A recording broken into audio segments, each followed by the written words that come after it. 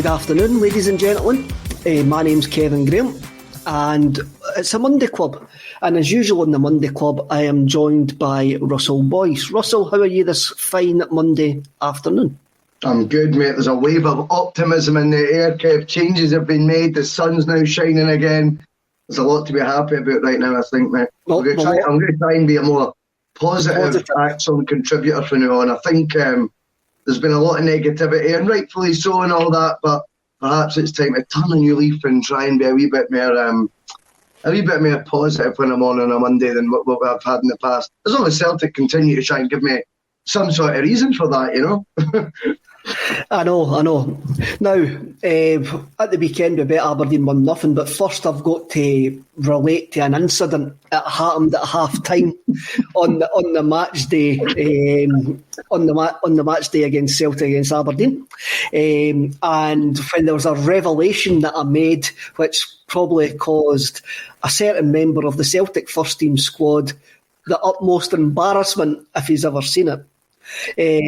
I can't confirm that the incident never happened. It was all in my mind, or it was all just me getting my words jumbled up. So I would like to apologise to Scott Bain and tell everybody out there that the incident never happened. I would like to thank the contributors, my family and my friends, for standing by me and taking the utter mickey out of me since Saturday at 3:45. But what I will actually say, if Britney Spears can survive 2007, I can survive this. I'm quite confident I can get to the end of the season here. So, now that's out of the way. Now that's a housekeeping out of the way. Yesterday, for the first time in 1,746 days, another team in Scotland won a trophy. How did that make you feel? I think from a Scottish football point of view, first and foremost, we'll pay respect to St Johnstone for winning the match. 2 trophies for them, I think, now in the last sort of decade, which is more than most have won. I think from a Celtic perspective, it should be the kick up the balls that we need. There's that word again. But I think that if that doesn't ignite some sort of fire in them, then there'd be something wrong. You know, I appreciate a lot of the players might be leaving, but the ones like you'd think like Scott Brown, Cal McGregor's of the world, that would have annoyed them a bit more. Yes, that would have hurt a wee bit seeing that trophy get lifted by a different set of players, and they would have been watching. And I hope that can sort of then transmit into the rest of the club the sort of frustrations that a few of them have, and get everyone on board and you refocus to sort of go back out and start winning trebles again for next season. That's got to be, the goal every year, is win everything domestically and do well in Europe. And obviously we know that football doesn't work like that, but that should be the goal. And seeing other teams like St Johnstone winning yesterday, as I say, fair play to them, credit to them. But yeah, that should wind Celtic up. I would say as well, I wouldn't get too caught up on the old video that they posted from the bus. I thought it was good patter. And me and Tony were talking about it last night, and I says, look, at least they acknowledged the fact it was our trophy. I like the fact that they said, we've got your trophy. So there was a backhanded compliment in there, I think, Kev. But to me, that's harmless banter. I'm all for that. We've done loads of pranks on clubs, loads of brilliant banners, loads of mickey takings. So I thought that was harmless, and fair play to the boys for doing that. And I'm glad that we are on their mind, even in their moments of success. That is a good place to be, mate. As long as it wasn't nasty and it didn't bring anything, it was pure football banter. That's Totally, all it is. I mean, I was thinking about this morning when I saw some of the Celtic websites putting it on and making a big deal about it. I'm going, why are you making a big deal about it? But what I was thinking was, why did they not just join the motorway at Palmadie? They actually drove past Celtic Park deliberately to film it. Because they didn't need to go that way unless they're road watching Palmadie. So I'm going, well, which is fair enough. Fair enough. I mean, maybe the bus driver, though, Kev. Maybe the bus driver just, that used to doing the trophy parades there in the Celtic way. That's what he was just going there in autopilot. That's what maybe that's what it was. Fair play to St Johnstone. I did watch a bit of the game. I actually watched the stream of the game. The stream that I was watching was St Johnstone TV. So Stuart Cosgrove was the co-commentator, and there wasn't any commentating going on. It was just two punters, two fans watching the game, and there wasn't any commentating going on. And it was actually quite. The emotion they had at the end of that game was the same emotion that we had when we won the cup, when we won the cup final. And that now, for a team the size of St Johnstone to become the second most successful Scottish club in the last decade is actually quite startling. It shows you the winds of change that have went through the Scottish game. Mm-hmm. Now, us being Celtic, we're in a privileged position that we've won 4 trebles in a row. But the next one's going to be the best one. I hate the snobbery that's involved when you support a big team.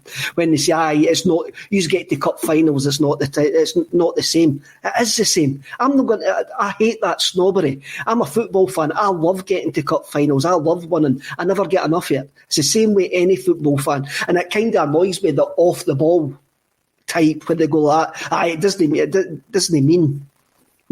mean nothing. It means more to smaller teams when they get to cup final than what it does to Celtic fans. I think that's a load of rubbish. I really do. It's complete and utter snobbery. But when you look at St Johnstone, they've got one of the smallest budgets in the Scottish Premier League. In the last 10 years, they've won 2 major trophies. They've been to Europe numerous times, and they've had numerous top 6 finishes. Yeah.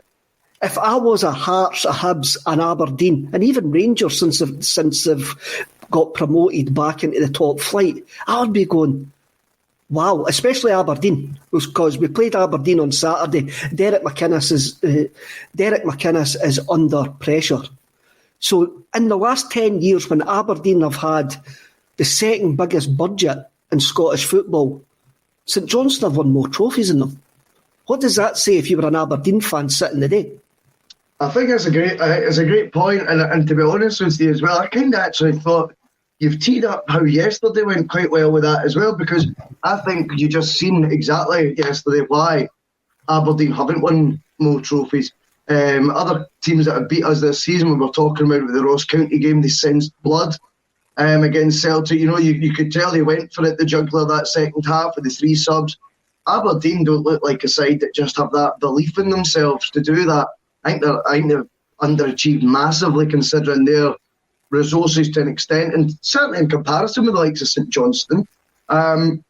Obviously, I still think, even though, whatever former Rangers it was in the bottom of the league, I can't bother going into all that, but they certainly had a large budget as well. If not, I'm sure they probably had the second largest budget even in the lower leagues. So where's their excuses? And absolutely, I think from a Hearts Hibs point of view and all that, they'll be certainly sitting there looking at St Johnstone racking up 2 trophies.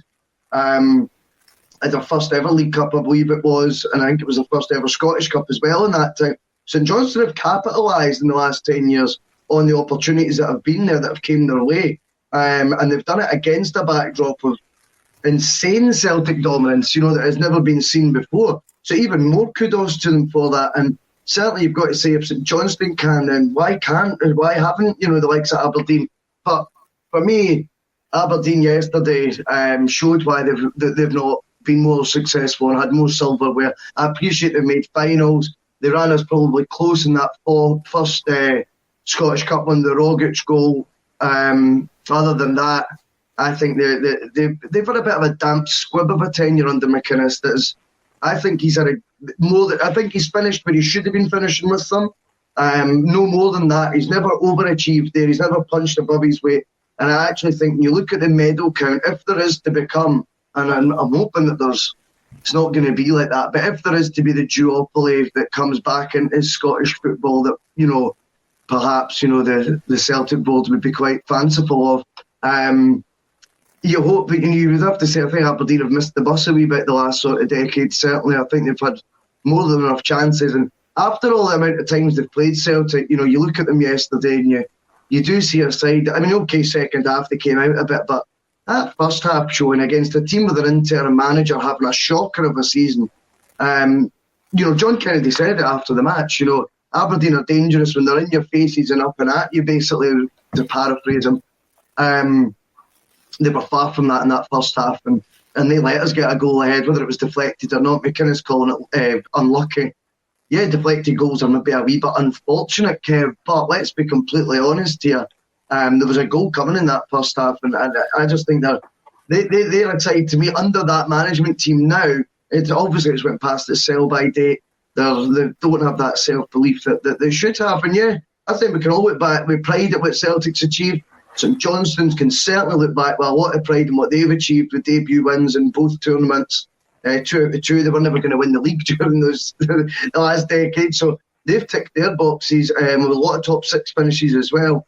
As for the likes of Aberdeen, I'm afraid they better get used to not winning things. I think it'll be a long time till they do as well. On recent history is anything to go by. See, for me, yesterday, it ended yesterday. Celtic's dominance ended yesterday. Yesterday was a reset button. As soon as you saw other ribbons on a trophy that went green and white, that was it. That's it over. There's no more. This is a terrible repeat. Aye, this is a reset button, and we need to move on. And where do we move on? Where do we move on to? I mean, we've seen some great times over the last 4 years. It's been the most successful period domestically that I've ever had supporting Celtic in my lifetime. In anybody's lifetime, you could probably say it's the most domination that we've had. It is the most domination that we've had domestically in our unbroken history. It's 4 trebles in a row. You've got to say, where we're sitting at this precise moment in time, it will never be repeated. It will never be repeated, because even at the moment, you've got a season where we're not at the races whatsoever. But even the team which is at the races, which are hitting markers which are of a high standard, even they can't win a treble. Even they had one bad game and got papped out against St Mirren, and that shows. That shows how brilliant we have been in the last 4 seasons. And I can get where maybe Gordon Strachan was coming from on Saturday after the game. I can get it. In the language that he maybe used wasn't the best, but I can get where he's maybe coming from. And I can also get where the club are actually saying, well, we haven't done much wrong in the last decade. And if people that are shouting for a full revamp are maybe not looking at the bigger picture. I do get that. But for me, for the last 2 years, anyway, we've had the wrong people making the wrong decisions. Mm-hmm. And we now need to bring in guys who can take us forward, can take us to the next level, which is a European level. I'm not going to say John Kennedy's that man, but I had a look at your tweets on Saturday during the game. There was positives in that first half, even though the second half was absolutely rotten. Scott Bain, the gorgeous Scott Bain,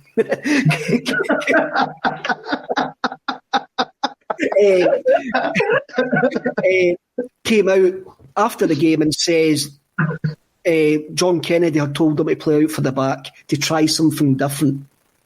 And I thought that was noticeable in the first half. What did you think? Yeah, I couldn't agree more. I thought the first half display definitely. I thought there was a nicer tempo to us. I thought that definitely you could tell there was something had changed. The only thing is that is very, I was obviously on a wee bit of optimism as well, because there has been a change in the management side of things. So you're maybe wanting to see it like that's different, and they wouldn't have done that before, and things like you can't help but look at it like that. That's just human nature, you know. I think to compare and contrast, I very much thought the second half was, same old, and was very much back to in keeping with how this season's unfolded, Kev, to be honest with you. But first half, definitely, there seemed to be a slightly different impetus to them, I would call it. Speaking of the gorgeous Scott Bain, I mean, have you not noticed the past couple of games as well? I wonder what you think of this. It's amazing how noticeable it is when a keeper makes a good save. Now, he's made a couple in the last 2 games. One at his near post was very, very good. And then the one over the bar at the weekend early on was a far better save than I think it gets credit for. His reaction time there was top drawer. And you look back over this season, we've rotated keepers 3 times. The 3 different goalies have been used. You could name on one hand that if you were to think of a top save that's been made by any of them. We seem to be, whenever we conceded a shot on goal, it was going in, which was really, I mean, as much as the defence has taken a lot of flack this year, I happen to think, whilst okay, there's a lot of them, I suppose if you looked at the efforts in isolation, Kev, you could say, well, what's the keeper meant to do with that? What's he meant to do with that? He didn't. But I just think the law of averages, you only need to look across the city. Again, we're talking about them again, but who cares? Alan McGregor, to me, he does save a percentage, a probably very decent percentage, of the ones that you could make a case for him not saving if he didn't. And I think Scott Bain, to be totally fair to him, I think it's been really, really noticeable when big saves have been made. And we're never, ever going to be in a position, right, where we're dominating Scottish football and we're on top and we don't need a keeper making top draw saves still. No matter who the opposition is and no matter how many points clear we are or streets ahead we are with resources, you are going to concede chances throughout the season, and it's time Celtic started saving them again. And Scott Bain's doing himself no harm right now between now and the end of the season. I think that's the problem with Barkas. I couldn't tell you if Barkas is a decent goalkeeper or not because I've never seen him make a save. And even though we gave up a chance against Aberdeen on Saturday, and as you rightly say, we are going to give up chances, Bain saved it. He made the save when it mattered. You can go back to the game. I think it was Cluj. Was it Cluj when the ball went through Bain? Yeah. Was it Cluj? Now, I think that's a problem that we've got. I've seen Hazard make a couple of saves, but he was completely terrible on cross balls. Yep. Bain is probably a best of a bad bunch. When you're looking at form, Bain's probably the one that's edging it in form. But for me, if somebody says to me, how much money would you put on Barkas being a bad goalkeeper? I said, I don't think he's a bad goalkeeper because I haven't seen enough in him to actually say whether he's a bad goalkeeper or not. He looks like a goalkeeper that's lacking in confidence. But the club didn't watch him for 4 years and sign a bad goalkeeper. I know. I think there's a good argument there, but again, like I say, I mean, when he could probably argue about all the ones he's not saved that went in and said, look, what was I meant to do with that? I think there was one that in particular, though, he'd probably hold his hands up. Remember the one, the European match, my memory's terrible with stuff, but it was El Hamed just didn't put his foot in, just tracked back with the boy. And then that finish I thought was, okay, he's closing an own goal, but it was a tame attempt by Barkas, that one. But I just expect when it's a $5 million international keeper, you'd have thought, yes, okay, you could argue for the ones that he's not saved all day long. You could say, well, that was almost impossible. But I need him to still save 20%, 30% of those. That's the difference. That's how if you ever listen to any of the radio shows, Barry Ferguson must say it once every couple of weeks about McGregor. He says 12 to 15 points a season that guy earns the club. And that is 12 to 15 points that you're not due to win, if you know what I mean. They're getting one because the keeper's doing something out of the ordinary. And like I said, I just thought I wanted to bring that up today, that I just thought, past couple of matches, there was one at the near post that Bain saved. I think it was against Ross County. It was a really, really good save. And then that one against Aberdeen at the weekend, I just thought, it's sad in a way that it's refreshing to see that. But again, I would just give him the gloves between now and the end of the season because he's going to be the one that's more confident. And again, I suppose another positive, because I'm trying to be positive today, you know that, as I said earlier on, it's another clean sheet. It's another clean sheet in the bank, which we have had a lot more in the past sort of month or so than what we had all season. There you go. I'm thinking that we've maybe got a KT case here in the goalkeeping situation. The three goalkeepers that have played this season are replacing probably the best Celtic goalkeeper a lot of us have ever seen, as in Big Fraser Foster. Yep. So it was always going to be a step down, or the standards were going to be really, really high to live up to. If you can hear banging, my next door neighbour's getting some work done, and obviously the guy who's wearing a 32 red T-shirt has decided that because I'm live, he's going to start banging. I can't hear that.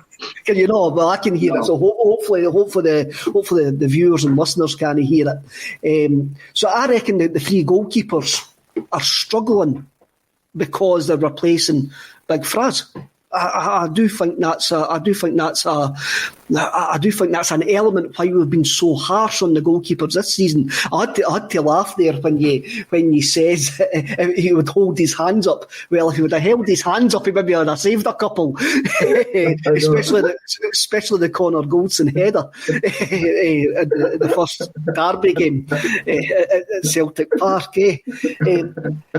I think there's a future for Barkas. I can't see us jettison a £5 million goalkeeper who's came to a new country in the middle of a pandemic and has struggled to settle.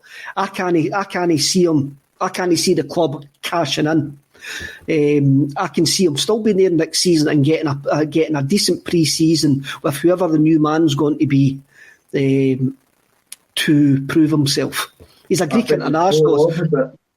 You find the total opposite? The total opposite. I know. I don't like disagreeing with you, Kev. This is what we're here for. But I don't. I think he'll be gone in the summer. I think he'll be one of the first departures.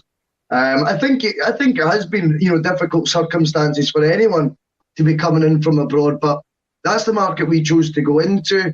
He was well aware of what he was doing. I appreciate he's got experience in the Champions League, and actually, I just don't think it's worked. I still believe right now he'll be looking from an international career standpoint and also from a playing games perspective. He's entering the peak years of his career. He's 26, 27 now. You go into your late 20s, early 30s as a keeper, you need to be playing every week. I think he would have good enough stock in Greece to get a move back there to probably one of the top 3 or 4 clubs. If he spends another year at Celtic on the current sort of plight that he's in right now, not playing matches, out of the whole squad altogether, which I think's really poignant right now. He's not even on the bench. I happen to think his racer's run at Celtic, for whatever reason, it's not worked, and I think they'll cut the losses. So, two different perspectives on that one. I really don't. I think it's a case of simple economics. I don't think a Greek team will give us enough money to take him back for what we would lose. And I think Celtic will give him and Ayeti as well the summer to prove themselves. I can't see Celtic cashing in on the two big name signings because of the circumstances of this season, i.e. both of them arriving to a new country, and obviously Ayeti's came up from London, but there's still a settling in time, and trying to get players to settle in during this period has probably been extremely difficult. And then you've had the rumoured dressing room problems as well. I'll do the Neil Lennon rabbit there. You've had the rumoured dressing room problems, so I can't see us getting rid of both of them in the summer. I do feel that both of them have maybe still got a part to play in the future under whoever's that going to be. Yeah, no, that's fair. I think as well with Ayeti, the only thing that concerns me with him is the fact that it did seem to be the narrative at the time. From my memory, did seem to be that this was very much a Neil Lennon signing. I think we all remember it was the convincing was done by him 1-1 with Ayeti, and I think Neil Lennon had to persuade the board because they wanted to do a loan deal. Is that right? And Ayeti didn't want to, and they forked out the money there. So you wonder if that was really your ally, was the manager. He didn't exactly show much faith back to Ayeti, who we need to remember had an electric start to his Celtic career. Whilst he was only sporadic, sporadic performances he was putting in because he was only on limited times each games and things like that. His goal return was like 6 in his first 7 appearances. A goal every 43 minutes or something like that. I remember being sort of bandied about. So he's certainly got it in him, but he needs someone who's going to put their arm around him and back him to the tilt. I thought it was very interesting that John Kennedy, who's obviously watching all season firsthand, he's at close quarters with the players. He knows the group as well as Lennon does, if not better, because he's actually worked with them even longer, the nucleus of that team. And he's obviously been really taken by Klimala because he installed him ahead of Ajeti and Griffiths into the first team right from the off. Now, Klimala, I would say, is probably longer since he started the game than either Ajeti or Griffiths. I could be wrong because I'm terrible with stuff like that, but from my memory, I'm pretty sure they both started at least one, if not a couple of games since Klimala last started one. And yet here's Kennedy, first game, looking to make an impression, and it's Klimala he opted for. That suggests to me that in training he does like what he sees from him. I think, Lennon was out praising his attitude at the start of the season. We all were, because, he got nicknamed the Tank, remember, as well, after the goal at McDermott Park, which I don't want him just to be remembered for. I liked his attitude, full stop. I think he works hard. I think he's very raw in terms of his ability-wise. I think you only need to look at his touch and things like that when he's got reasonable match fitness, and he does look maybe a more slicker footballer. But I certainly think Klimala's effort, work rate, purpose, I think he'll give Celtic everything when he plays. So, I thought it was quite interesting that Kennedy picked him ahead of Ajeti at the weekend. I'm having a look at some of the comments here. Producer Paul is in the background, and we are going to get it set up so I can bring up the comments eventually. So Cinco, usual commentator, says, God, the Tony miss is heartbreaking. With Stephen McGowan's story last week at Ivan Toney was in the building and was allowed to leave. Tony's strange on that, eh? It's a strange. The more you look back at that one, the more bizarre that looks. This wasn't one that was, speculation or rumour. That's been blown out the water now by Stephen McGowan with that, that comment. And he is in the know. You can tell for whatever reason, I don't know, but he seems to be the go-to guy. When he confirms a story, it tends to be gospel. Mm-hmm. He's pulled that one out of nowhere, and yet everyone believes it straight away, including myself. I've got no reason to doubt what he's saying. I just think, if he was that close to signing, what's been the hold up there?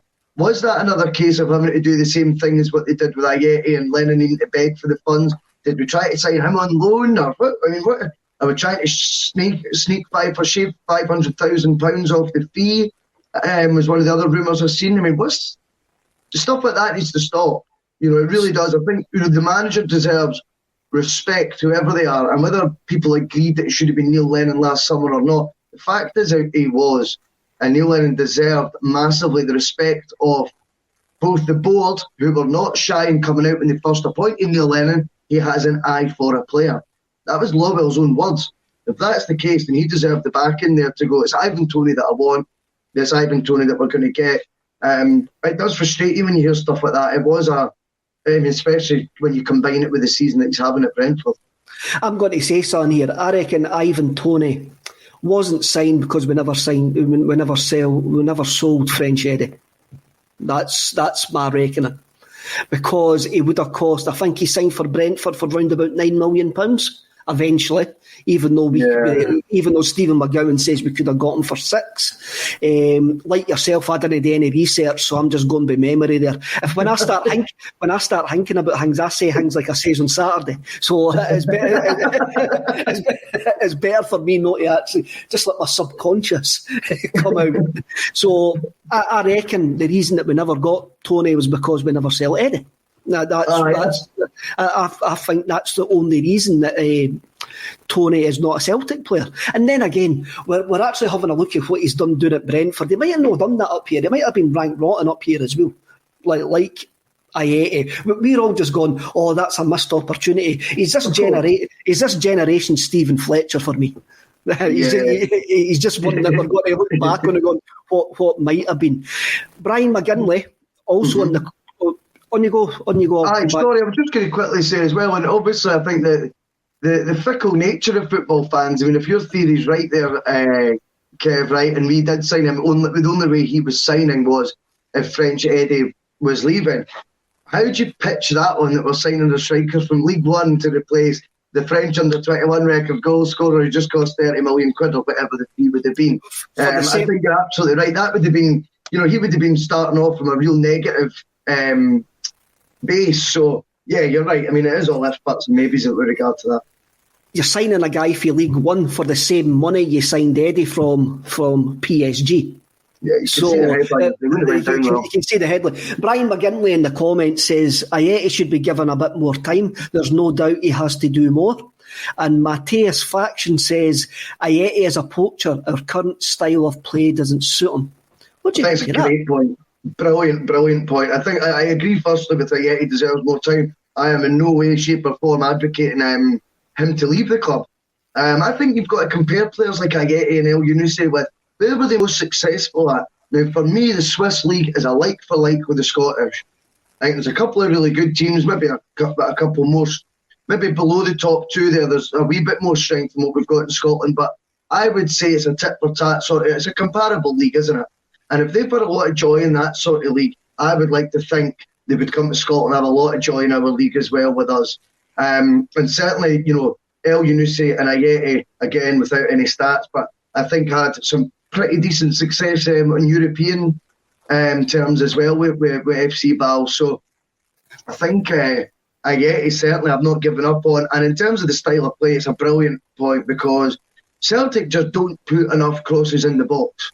I don't know if crosses have been banned from the training ground because we can't defend them and we didn't put them in. I appreciate Edward, it's not his style at all. But to counter that, we sign players that they don't play the same style as Eddie, so I don't understand why.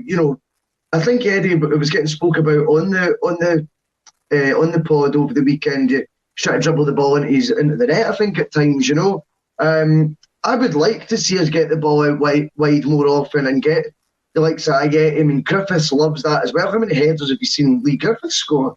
Loads. And Klamala, I don't know if that would be his game. He prefers running the channels and things like that, but and stretching defences. But yeah, it'd be nice to see Ayeti on the end of some crosses because I think his finishing is his key weapon.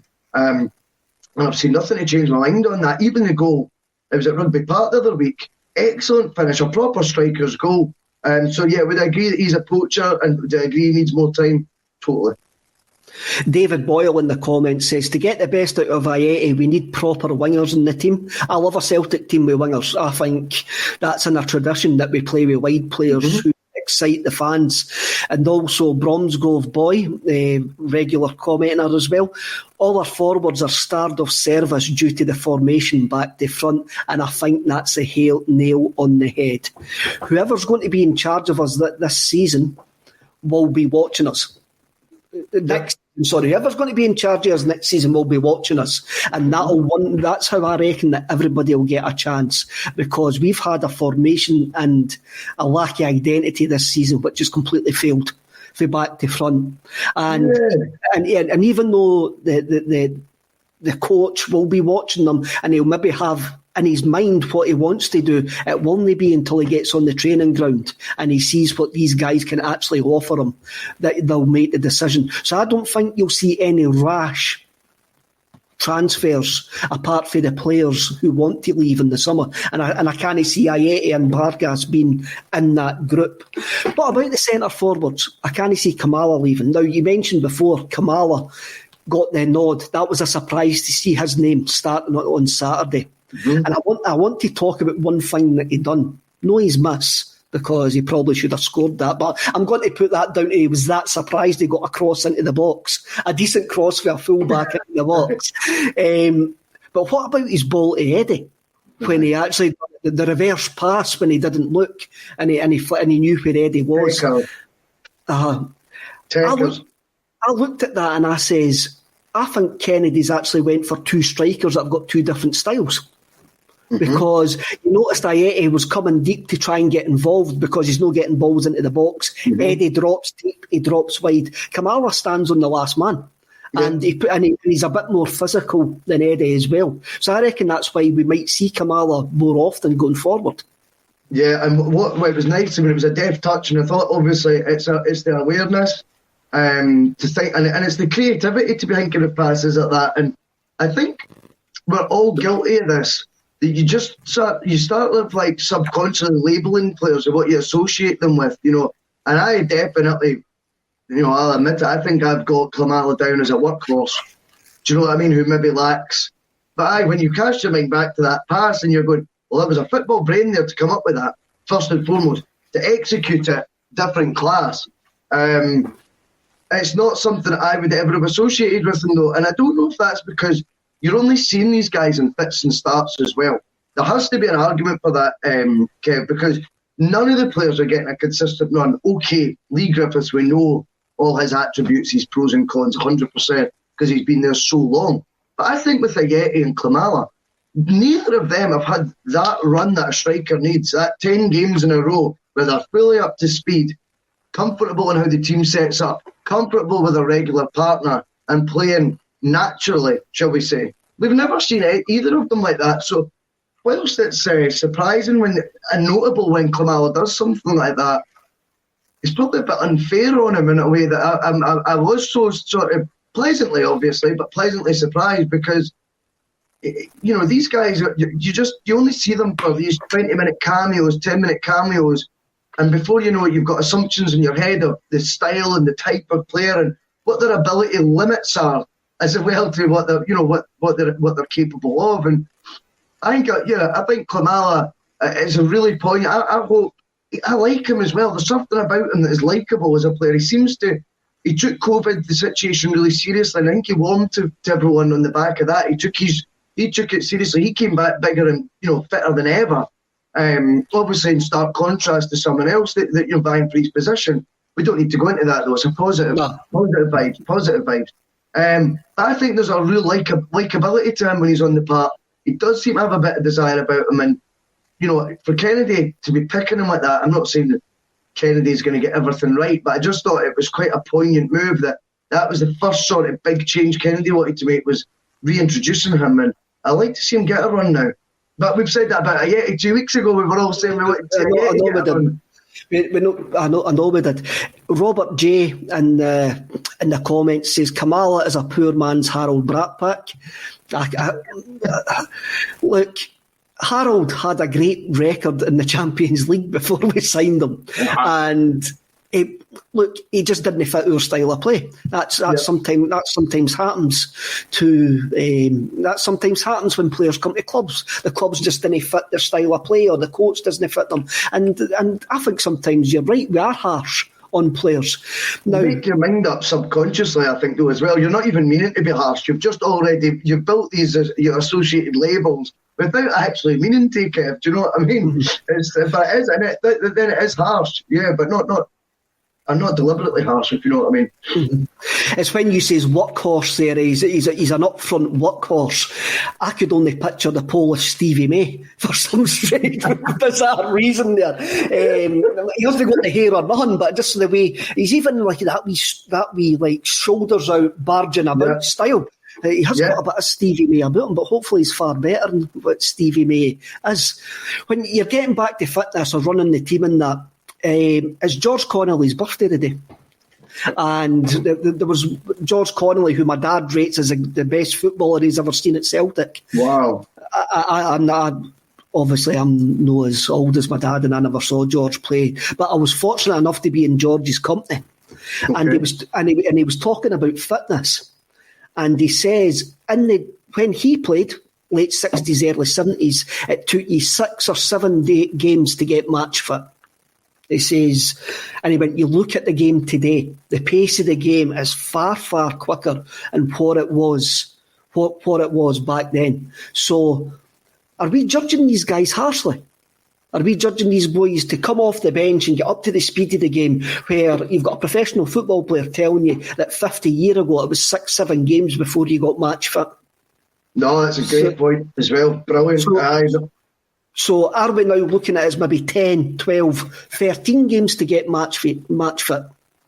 Well, if that is the case, there's only, certain people who are going to know that for sure. And that would be why you've got a sports science department, why you've got an array of fitness coaches and all that at every club.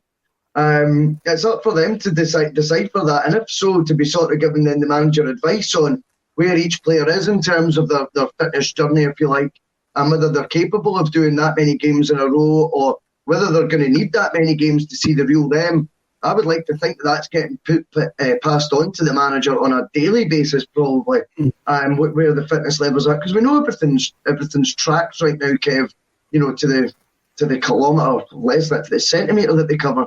But on the fitness side of things, it is. I'm not sure if again it's this labelling thing I'm discussing that we were maybe. I felt Celtic looked like they ran out of fizz. I don't know. They just seemed to. That second half it got a bit tame. They looked like their energy levels had dropped. I'm not saying they were sapped of energy, but we've conceded an almighty amount of goals after the 70th minute or in the second half. Whatever way you want to look at it.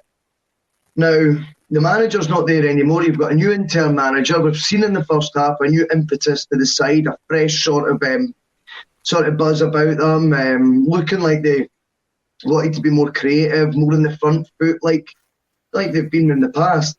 And then that second half seemed very much, sort of in tandem with how the rest of the season's gone, with I think fitness being, something I was thinking to myself anyway. I don't know about everyone else. Is that the reason for this sudden drop-off? Is it because Aberdeen are playing more positively and I'm not giving them enough credit? Or is it because it's happened so often this season? Is there a concern about the general fitness? And if so, that would then back up the point of why are the subs struggling so much when they come on to have an impact in their 20 minutes? If the whole general squad fitness has dropped, then perhaps that even makes it an even taller order for someone who's only played 20 minutes the midweek, 10 minutes the Saturday before, 20 minutes the game before that. That is making it harder and harder for them to come on to, as you say, football matches that are going at 100 miles an hour and to have that impact and to get to grips with it. I certainly think there's an argument our general fitness as a squad could be improved. And that is me just looking at it, though, from my perspective. I could be completely wrong. There could be loads of spreadsheets and analysis that proves that point wrong. But to the naked eye, it does come across like that.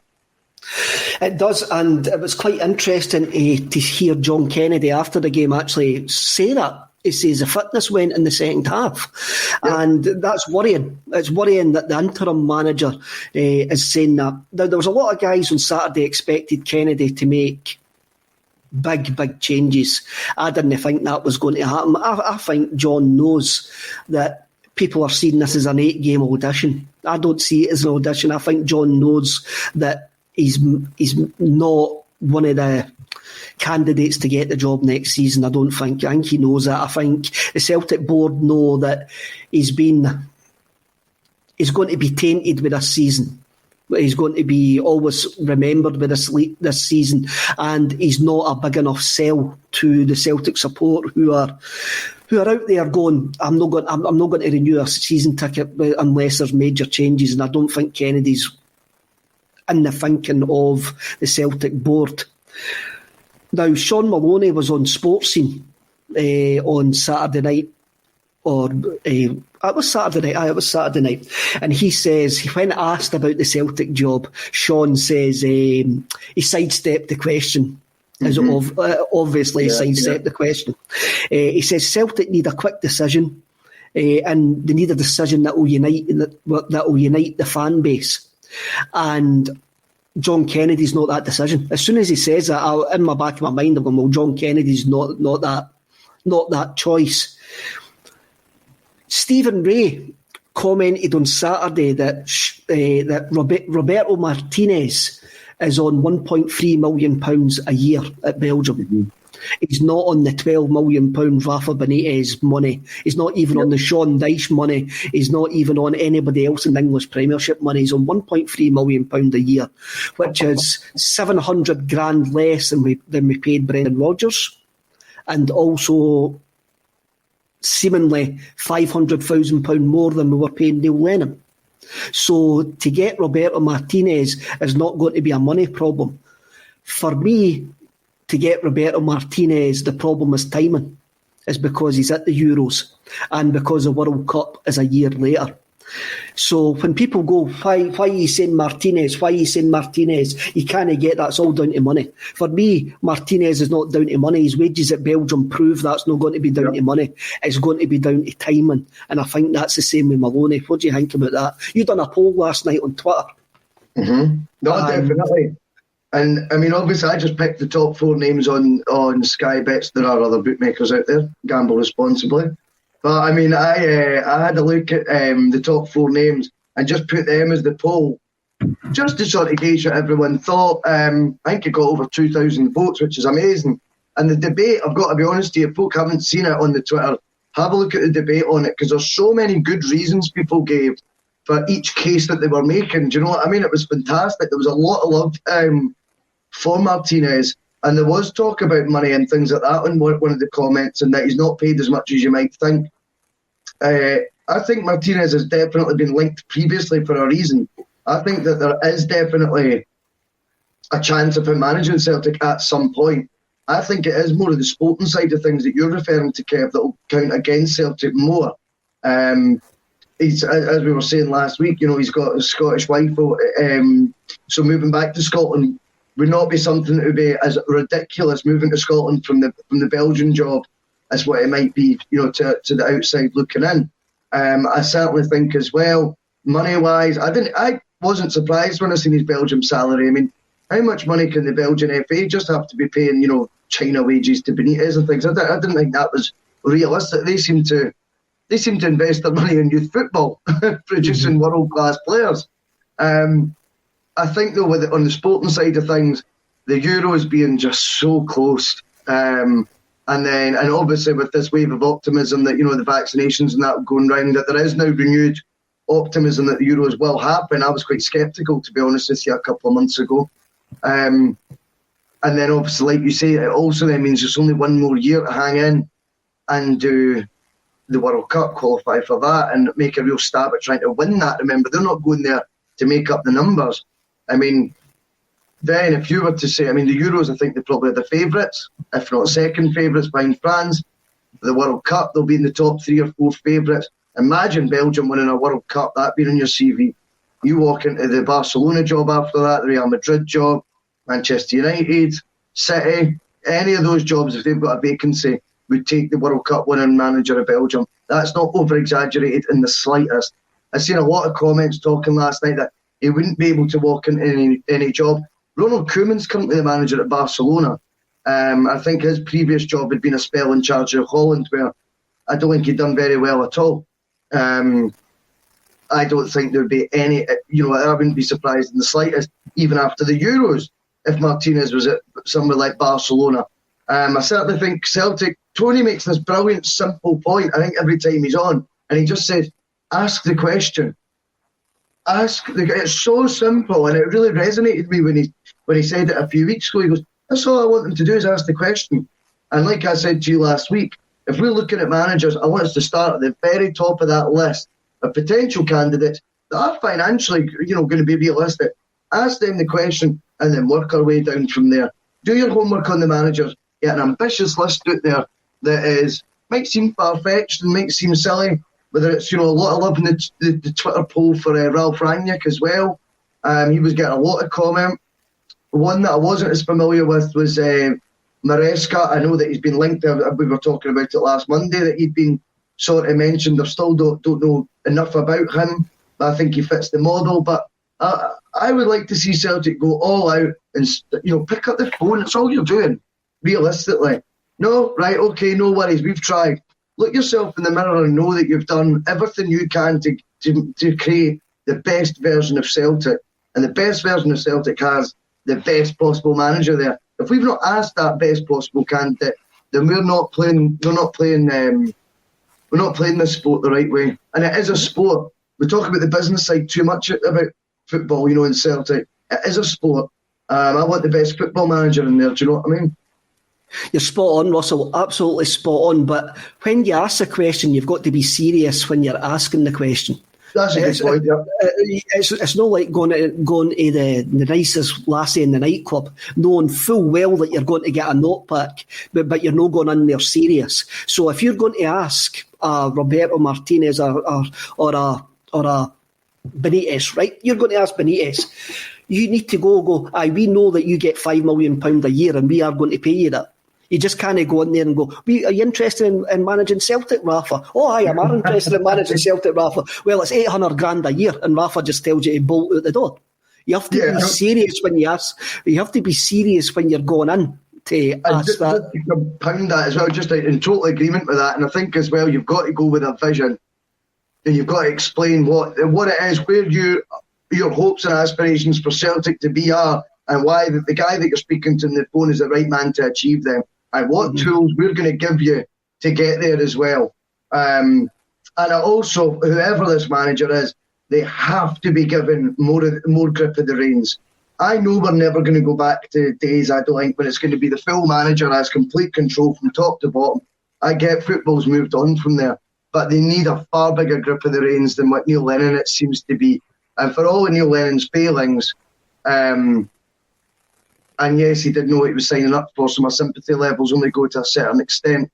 But he definitely was working with one hand tied behind his back, not having picked his own background team. We cannot keep going, firstly, for managers who accept that, because then you know they're not of the calibre required.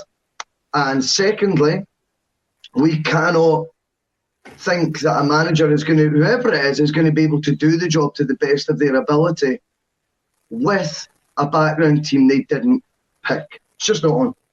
No, you're right there. I think we'll see the director of football next. For me, I think you'll see the director of football before the season's out. Then we'll see where we go. I think the director of football appointment will actually give you the level of head coach appointment that we're going to get. Now, we mentioned Twitter, and there's an account on Twitter that you put in the group chat, which is rumoured to be linked to Dermot Desmond. And Sorry. now, so my take on things on Twitter is I always go in with the opinion it's a guy sitting in his underpants in his Mo's house drinking Monster. And all these in the know accounts that someday. Do you remember the episode of Still Game when the guy wanted Empire biscuits and he starts shouting at his Mo? He starts shouting at his Mo at the bus stop. He wanted Jump Yums or Empire biscuits. I can't remember what it is. I always picture these in the know guys on Twitter as being that guy. So when they get it wrong, I'm no disappointed. But the guy on Twitter who's meant to be close to Desmond, or as one of Desmond's sons, which someday sleuthed out, it says that the name for the Celtic job hasn't been mentioned yet, and it's an experienced manager who has had experience in the British game, but is currently not working in Britain. And that got me thinking. It got me thinking, they go like, what are they doing in the background that we don't know? I've said for weeks now that Desmond's huddle of trust is so tight that I don't think anybody knows what Celtic are doing until they've done it, and until they give it to a journalist and go, right, this is what we're doing. And that got me thinking. They think all these names, your Benitez and that are just far too obvious, and Celtic are sitting there laughing at us going, you're going to be really surprised when we pull this rabbit out of the hat. Well, I hope so. And, as I've said before, my biggest doubts with Celtic has been, do they have that foresight, that ability to pre-plan properly? Because what we've seen in the last couple of years has been off the cuff. It's just been on the hoof, you know what I mean? Doing things spontaneously, making things seem amateur hour, just so far removed from what we've been used to earlier on in this decade that St Johnstone have dominated with us. I think, to be honest with you, if they pull a rabbit out the hat and it's something for us to get excited about, and it's none of the names on the list, I don't care. If they say it's the best possible candidate, their go-to guy, their first choice, this is it, then brilliant. That'll be amazing. That's all we can ask for, that they are future planning. But Celtic have no right to be frustrated if the fans are a wee bit edgy on it, because, what the evidence that we've got the last couple of years has not given us waves of optimism that they're going to, pull this rabbit out of the hat, and I want to be proved wrong on that. Of course I do. I would absolutely love that to be the case, Kev. I want it to be the case as well. And since we've hit the reset button, we may as well be positive and believe that is the case. And just believe that they've got somebody who we're not actually thinking about, somebody that's complete and utterly interesting experience, which is make us going to sit back and go, wow. Or either that is Paul Lambert and we're all just going to be annoyed and crab it and for the following season. Scott Brown came back into the side on Saturday, and he's been making points about speaking to Peter Law regarding a new contract next season.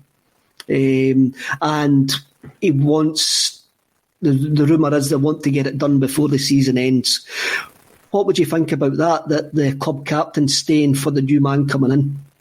I think to me it's more important than ever now that Scott Brown stays.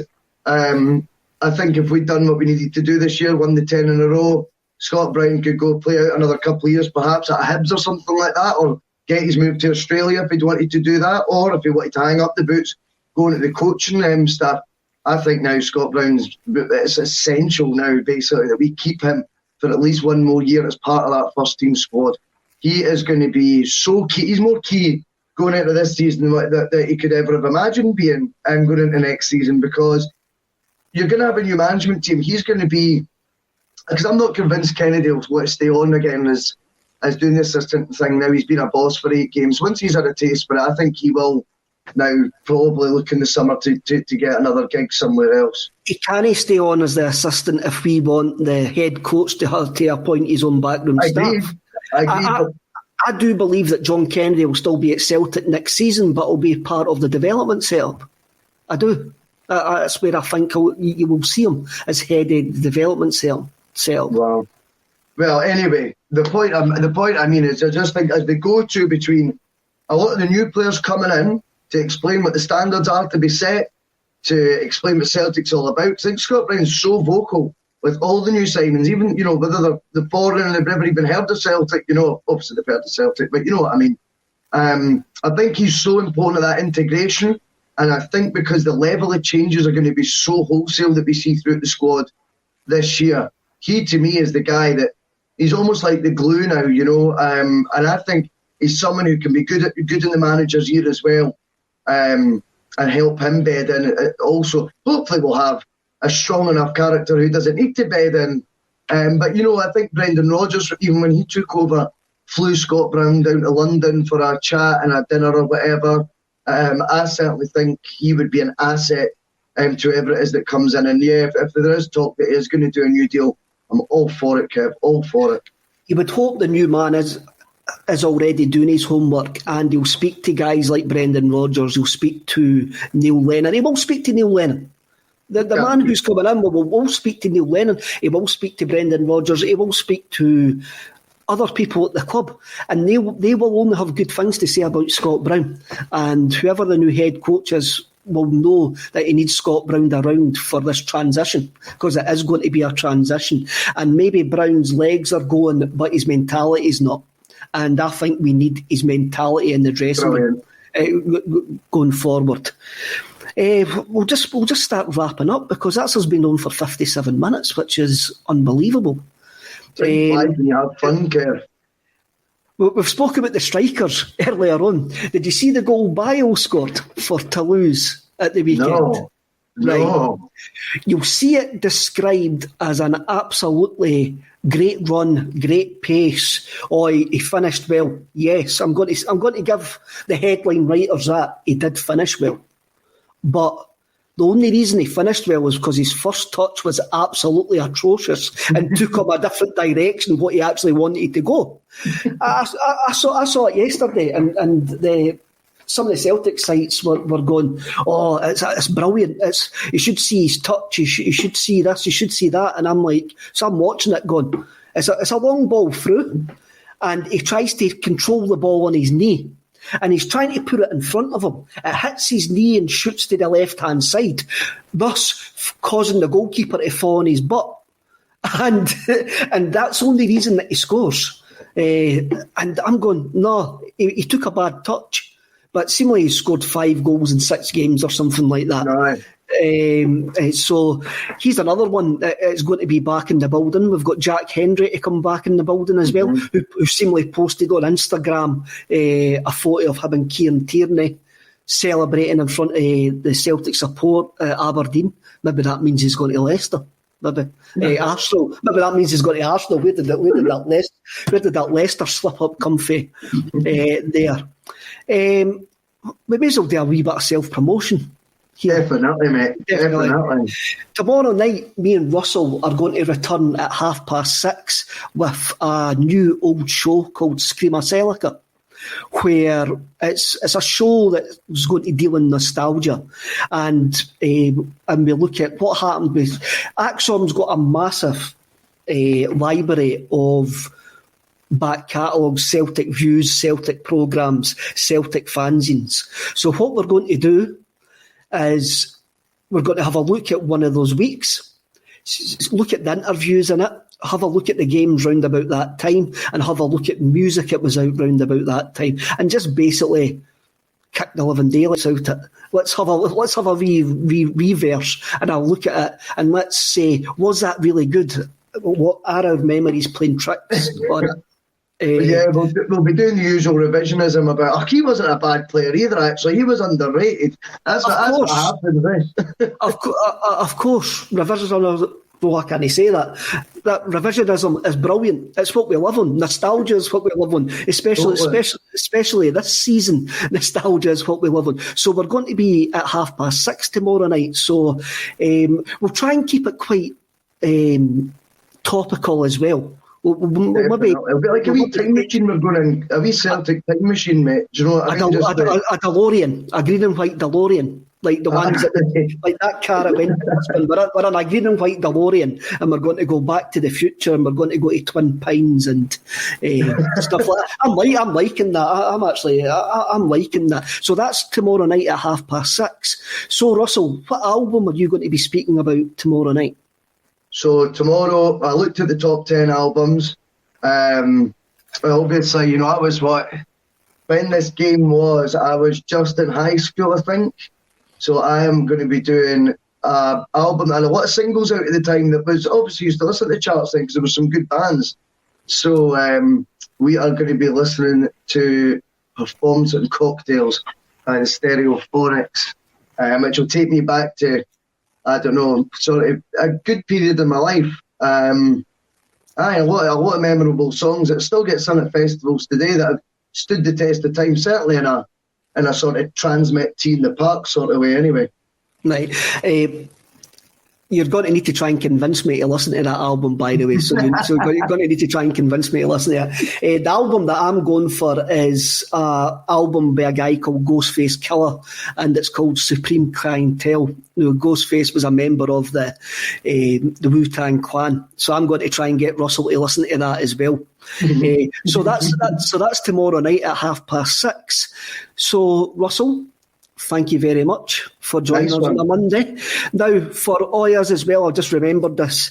St Pauli are playing Hamburg at 7:30 tonight on BT Sports. It's a Hamburg derby, so I think everybody will join me and go and come on your boys in brown tonight. And if you can watch that, brilliant. So I'll see you all tomorrow night, and hail, hail.